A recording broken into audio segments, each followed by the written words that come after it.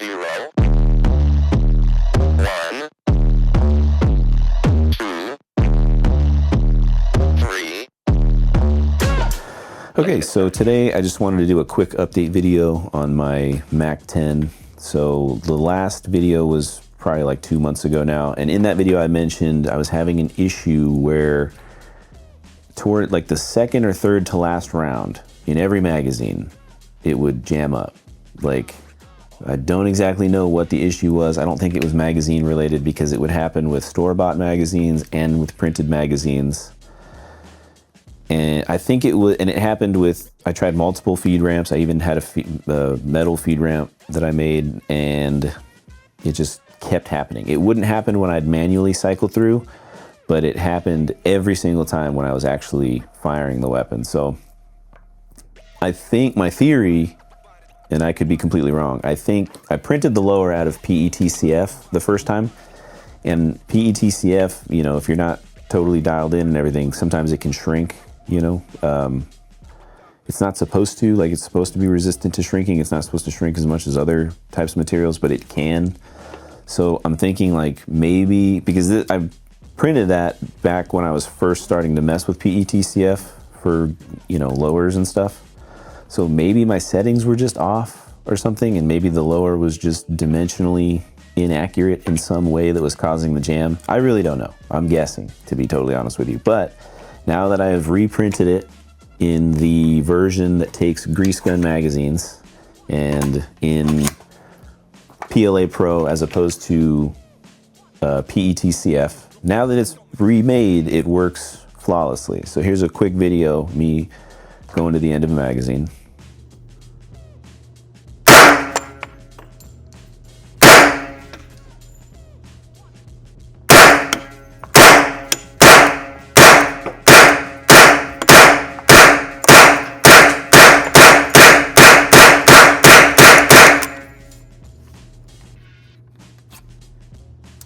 Finally.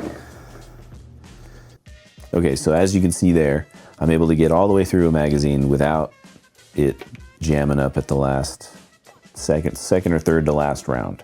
This, you know, wasn't like a super huge priority project or anything like that. It's just something that's been bugging me ever since I made that video. Like, it was really bothering me that it wasn't working.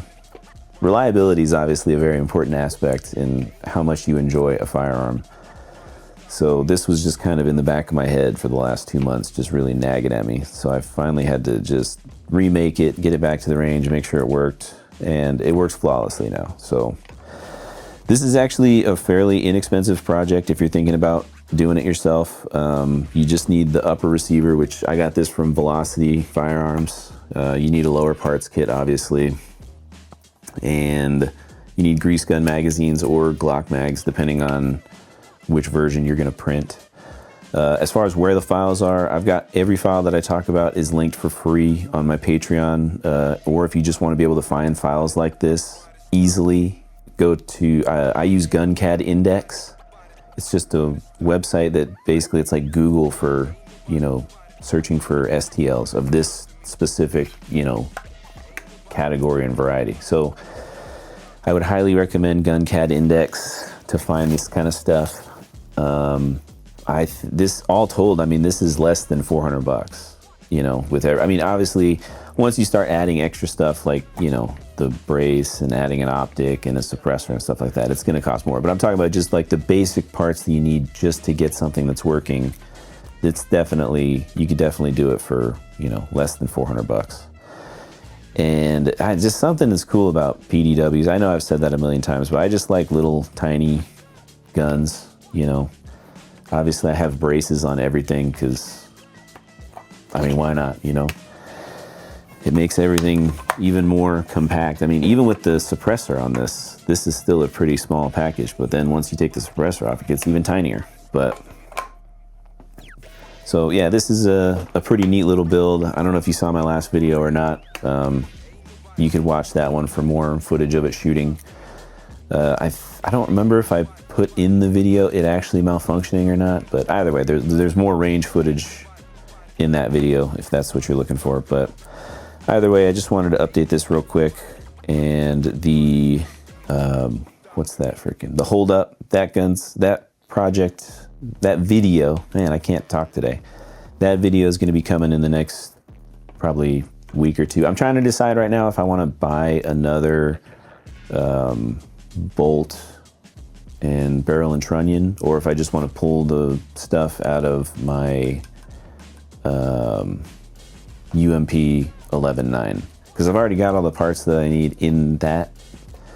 I can just pull them out and use them in the Hold Up, but I'm trying to decide if I just want to buy more so that I can just leave them all put together. Like I like that I can just pull parts from one to the other so that I can continuously do builds, but I also kind of just like being able to leave all of my builds put together. You know, it's more expensive in the long run, but in the long run I end up with more functioning guns as opposed to like taking parts and just moving them from one project to the next. I end up with one gun and a ton of parts that don't do anything. You know what I'm saying? So I have the parts kit for the Hold Up already. I just, I haven't ordered anything. Like I haven't ordered the bolt or the barrel and trunnion so far. I'm just waiting on this.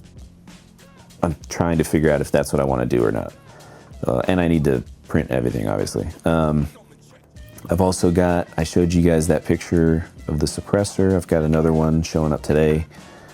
That video will come out soon. I've got the very next video this next week is going to be specifically about why you should be considering buying a suppressor right now. Like the video is going to be basically me making the case for why you probably don't want to wait. So that'll be coming up in the next couple of days. And yeah, I think that's all I wanted to talk about. This wasn't supposed to be a long video, just a quick update. So there you go. See you guys in the next one.